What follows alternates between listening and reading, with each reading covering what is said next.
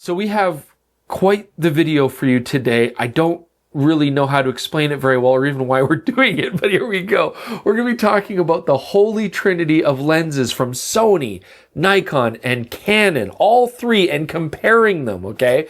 And just for those that might not know, the holy trinity are your three general purpose professional level zoom lenses, usually an ultra wide zoom lens, a 24 to 70 f2.8, and then a 70 to 200 f2.8. This is an absolutely ridiculous video because nobody out there is be looking and deciding which of these three should I go for. I'd go the Nikon, Trinity, the Sony, or the Canon, because it all depends on what body you have.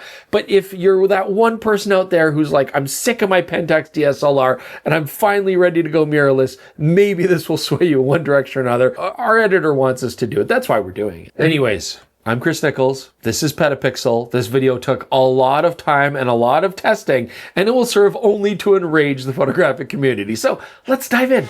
I just wanna be destroyed by you. Okay, so I tell you what this video is gonna do. It's gonna make some of you out there that are very impulsive say, you know what, to hell with the tens of thousands of dollars I've spent on my current system. You've convinced me that my lenses are absolute trash and I want to switch to brand X. Somebody else, everything, clean sweep.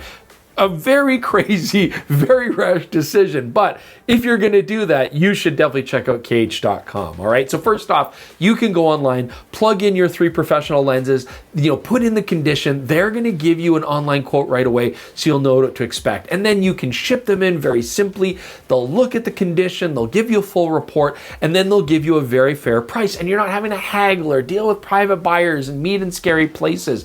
And the best part is, cage.com will then take that value and give you a 10% bonus if you're going to get the three other lenses you desperately feel you need to have. So cage.com is the best place to trade in your used gear. That's what they can do for you. What they can't do is help you make crazy, insane, rash decisions, but they're still the best, and that's why they are PetaPixel's official pre-owned camera gear partner. So how do you get all 9 lenses for testing purposes? Well, first thing I want to mention, big shout out and thanks to the camera store here in Calgary. They always support us really well and we love them and we definitely recommend it. I also want to say before we get into the video, I have had time on the field with all of these lenses and formed opinions, and we've reviewed a lot of these fully. But I also want to mention that the scope of this video is going to be pretty simple, because if we really get down into the weeds, it will be untenable and incredibly long and no fun to watch. So before we get into individual testing, I also want to just get some general things out of the way that cover a lot of the bases with all the brands, because all three of these companies are making stunningly good optics, and these are the bread and butter lenses that professionals will rely on for their day-to-day work. So they're all fantastically well built. They're all weather sealed. They're all rugged. They're all fast focusing. And frankly, as you're going to see, they're all very good optically. The other thing I want to mention, Sony as a company with their lenses, they do tend to be the lightest. I want to touch on that in just a bit, but also they're lacking customizable control rings, where Nikon and Canon do give you that. Some people will really appreciate having that extra ring for ISO or, exposure comp or something, or whatever it might be. Others might not use it because they have the dials on the body, but I just want to mention that. I also want to mention that Canon is the only company out of these three that include image stabilizers, optical stabilizers in their 15 to 35 f2.8 and their 24 to 70 f2.8, whereas Sony and Nikon, they don't worry about that anymore. And I think that's an important thing to understand, because modern IBIS systems in bodies now really take care of a lot of the stabilization. We're getting 6 or 7 stops of stabilization on modern bodies, and so I don't think having an image stabilizer in the lens is very useful in that range. It's still very useful to have with the 70 to 200 2.8s, and all three do include image stabilizers at that range. But I also want to point out that Canon have a whole line of cinema bodies, and their cinema bodies do not have IBIS in them, and they're going to be using these same optics. So it makes sense that the Canon 15 to 35 and 24 to 70 have image stabilizers for those purposes. Okay, let's just start with a brief overview of the ultra-wide lenses from each of the companies. We'll start with Nikon. Their 14 to 24 is unique because it gives you not only the widest 14 millimeter coverage, but also only goes to 24 millimeters, so your range is a little bit more limited.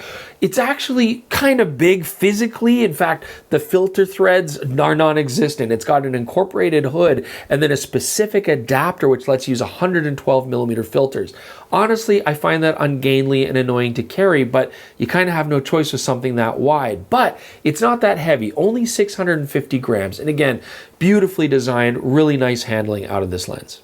So next we have the Canon 15 to 35 f2.8L series lens. It's a beautiful lens, but it's actually a big, bulky, and quite heavy lens, the heaviest of the three at 840 grams. Luckily, it still has an 82 millimeter filter thread, and the fact that it goes to 15 millimeters versus 16 millimeters on the Sony versus 14 millimeters on the Nikon, you might think 1 millimeter is not that big a deal, but when it comes to the ultra-wide range, it is actually a significant difference. So Canon's squeezing out a little bit more wide angle, still keeping things at 82 millimeter filter threads, so you have to go into some wacky adapter, but it is a big lens to carry around. And lastly, we've got the Sony G Master 16 to 35 version 2. Okay, this has been improved, the least ambitious as far as focal range goes, but a very good lens on its own right, and by far the smallest and most compact, 547 grams, so very easy to carry.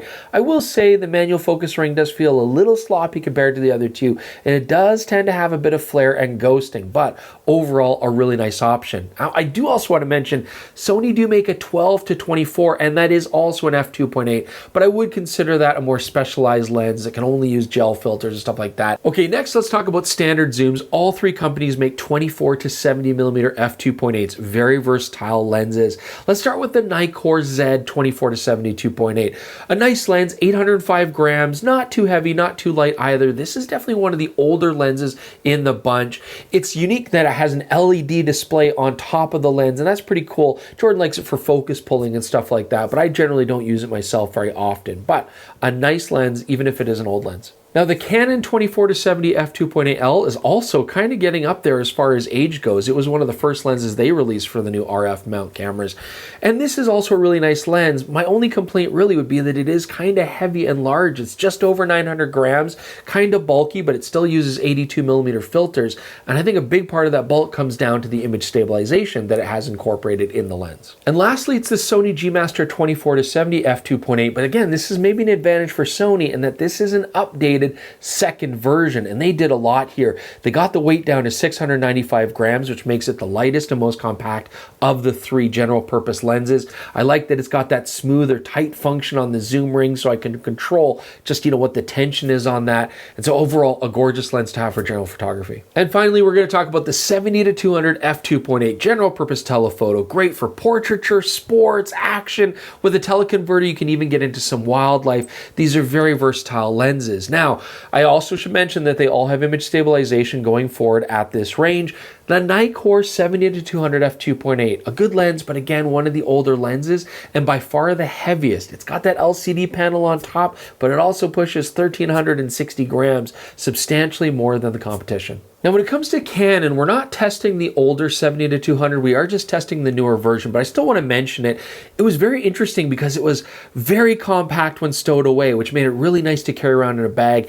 1,070 grams, I mean, nice and lightweight, still very good optically, but it could not take a teleconverter, and that's a huge loss. So the Canon lens that we actually are going to talk about today is the second version of their 70 to 200 2.8. More of a traditional optical design. It doesn't collapse down smaller when you're not zooming it out to 200 millimeters, but it's still pretty lightweight at 1,115 grams. This lens is designed as much for photography as it is videography, with some very interesting accessories. So first off, you've got an aperture ring that largely only works for video-based applications unless you're using it on the latest cameras like the R1 or R5 Mark II. It's kind of annoying, but it does also have an attachment for the power zoom module, which is really cool if you want to get nice smooth zooming, for example, doing sports or action. It also has a larger 82 millimeter filter thread instead of the 77 millimeter filter thread that we normally see. This is a very interesting lens, but it's also a very expensive lens. And lastly, that brings us to the Sony G Master 70 to 200 f2.8 version 2. Again, recently upgraded by Sony. This is a good lens overall, 77 millimeter filter thread, a little bit lighter than the Canons at 1,045 grams, but still pretty much the same. This still has Sony's signature crappy manual focus ring, but otherwise the handling is gorgeous and it's optically a really nice lens. Okay guys, we're going to get into optical performance on the ultra wides. When it comes to sharpness, we are largely focusing on the widest part of the lens, which is where you'll uniquely use it most of the time. So First off, the Nikkor 14-24, the widest of the bunch at 14 mil, and actually very impressive sharpness at f2.8 in the centers. Even the corners, although they do benefit with some stopping down, are very decent, and I was kind of surprised to see that. It does a really good job there. The Canon 15-35, probably the weakest of the three when it comes to optical performance. Center detail is good, absolutely. It's the corners that get a little bit soft at f2.8 when shooting at the 15mm range, but those sharpen up really nicely as soon as you stop down to f4 and beyond. I will say the Sony G Master 16-35, again, the least ambitious of the three optical formulas, but it tends to be the most consistent for sharpness in the center to the corner, even shooting wide open at f2.8. All three of these lenses benefit from stopping down a little bit though to get maximum sharpness across the plane. Let's also talk about bokeh. And the first thing I want to say, blanket statement, all the ultra-wide zooms, they kind of have crappy bokeh. I mean, I know it's a kind of lens that you're not often going to get shallow depth of field unless you're at 2.8 and focusing very close to subjects, but still, it can be a factor, and all three kind of do a yucky job. Anyways, the Nikon, actually pretty clean specular highlights, but it does tend to have an overall harshness to the look of it. The Canon 15-35, you can see some onion rings going on in the specular highlights, a fairly strong soap bubble effect on those as well, so it tends to have the harshest looking backgrounds. The Sony G Master's got some onion rings going on as well, but I would say that overall it has the softest looking rendition, but again, all three, not my favorite.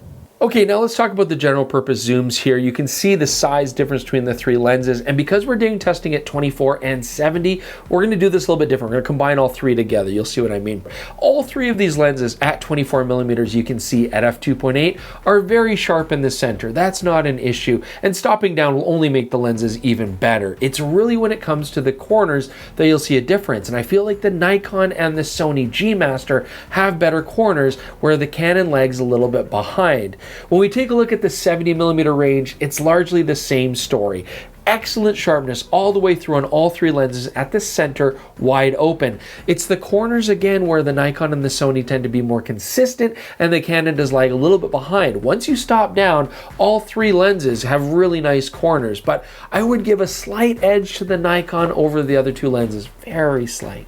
Now when it comes to bokeh on these three lenses, again, bokeh is so subjective. I'm looking at all three of these photos and I keep picking a different one every time that I like better for whatever. I mean, they're all so close. Maybe most times I'm like, oh, maybe the Nikon's like a little bit nicer overall. Honestly, they all look very similar. They're all very gentle in their transitions, and they'll have a little bit of schmutz going on in them as well. Not just the sensor dust, but actual like onion ringing and shapes and stuff. But it's all pretty minor. It's all pretty smooth. I think they all deliver a nice bokeh. All right, it is telephoto time, and again, you can see here how the Nikon is just a little bit longer than the other two lenses, and it is noticeably heavier as well. It is the oldest lens, and I think this is why we have the results we have when it comes to sharpness. This is the brand new Canon, this is the brand new Sony, both second versions of those lenses, and you can see here optical performance is very similar between the two. Just awesome. I mean, fantastic sharpness, shooting wide open at f2.8, whereas the Nikon has just a touch of softness here. When it comes to the corners, it's a pretty similar story. I mean, again, they're not bad. The Nikkor has a little touch of softness at f2.8, which I'd actually say the Sony G Master does as well, but it's fair, like it's so minor, guys, all right? But if you look at the Canon, I would actually give a slight edge to it when it comes to corner sharpness, shooting wide open at f2.8. But in the end, all three lenses are optically fantastic and capable of really nice shots when it comes to sharpness. Okay, and lastly, let's talk about bokeh on the telephoto lenses. It was hard to pick a clear winner when it came to the ultra-wide zooms because they were all kind of meh. And it's hard to pick a clear winner here because they're all fantastic. I mean, really beautiful bokeh, shooting wide open here. I would say the Canon and the Sony look very similar. Maybe the Nikon's a little harsher looking compared to the other three, but again, it is subjective, and I would think all three of these lenses have pretty clean specular highlights and really nice soft, smooth transitions.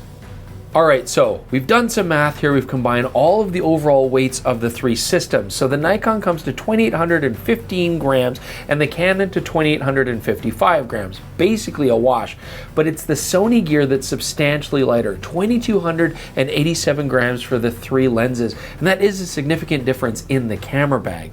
What about cost? Now again, we're only doing MSRP. We can't adjust for sales or anything like that, but the whole Nikon kit right now, $7,600 USD. The Canon kit, $7,800, and the Sony G Master kit, $7,400. And so what does that all mean? Should any of this sway you to get one brand over another? No, of course not. You're already in the brand you're in. My God. It does show, though, that like Sony have made an effort to make their lenses as small and light as possible. And I actually was surprised that they were also the most affordable kit of the three. I would say my overall feeling of the lenses, the G Masters are maybe the most consistent optically overall, but they're also the only company that's updated all three. Now the Canon kit overall, again, I'm going to reiterate this for the 1100th time in this video. They're all fantastic optically. They're all capable of fully professional results. You'd love the photos you get out of all three, but if I did have to pick something that lagged behind, maybe with a bit of corner sharpness here or center sharpness there, I would say the 15-35 and the 24-70 might benefit from some updates. And this makes a lot of sense because Canon has updated the 7200 and we saw the dividends that paid. So hopefully we're going to see Canon update their 24-70 and 15-35 quite shortly in the future. And then that brings us to the Nikon kit. Definitely the oldest of the 9 lenses that we're looking at here, but at least the 24-70 proves that Nikon still has very competitive, very consistent lenses optically. Although I would say I feel the 70-200 f2.8 would benefit from a new version, absolutely. The 14-24 is a mixed bag. I mean, me personally, I don't love it because I like the versatility and the convenience of just having more standardized filters, but none of the other lenses can get us that 14mm wide angle, and that can be very useful. Most of the time you have to buy an additional lens to get into that range, so the Nikon does cover a lot of bases there. And the fact that it only goes up to 24mm, well, if you have the Holy Trinity, that's a non-issue because your 24-70 will pick up there very nicely. So overall, regardless which brand you have here, you get beautiful lenses to choose from. Now, of course, we could also say, well, what about Panasonic? Why don't we bring up the Panasonic Trinity? Well, they don't make an f2.8 ultra-wide zoom, so it wouldn't quite be apples to apples. And again, their lenses, although very decent optically, tend to be more aimed towards videography than photography. I certainly stand by that. But that also brings up another interesting option. Sigma make a Holy Trinity, and it is very good. And the only reason we didn't include it here is because it would only be for Sony E-mount when it comes to the brands that we're talking about, and then there'll be some overlay. We just wanted to kind of keep this as simple as possible. I mean, even Pentax make a full frame Holy Trinity, right? I mean, again, for their DSLRs. So I hope you guys understand why we kept the scope of this to these 3 main brands. Definitely get enraged, get in the comments, and just give us a ton of shit. We're ready for it. There you go. It's right below. Do all that nastiness to us. We're ready for it. Otherwise, if you have any nice comments, we always appreciate those as well because we read them all. And we might even read some of your comments and suggestions on the PetaPixel podcast. It's on this exact same channel, or you can listen to it on all your favorite podcasting apps. And I'll also take this opportunity to tell you about the PetaPixel memberships on PetaPixel.com, where you can look at all the articles and all the content we have there ad-free. And as well, we do have a new improvement for 2025. If you're a PetaPixel Pro member, you get 25% off the merch store, and you should definitely check that as well. Just store.petapixel.com, and you can see all the merch that we sell. We really appreciate the support regardless. Thanks so much for joining us. We'll see you soon with more on PetaPixel.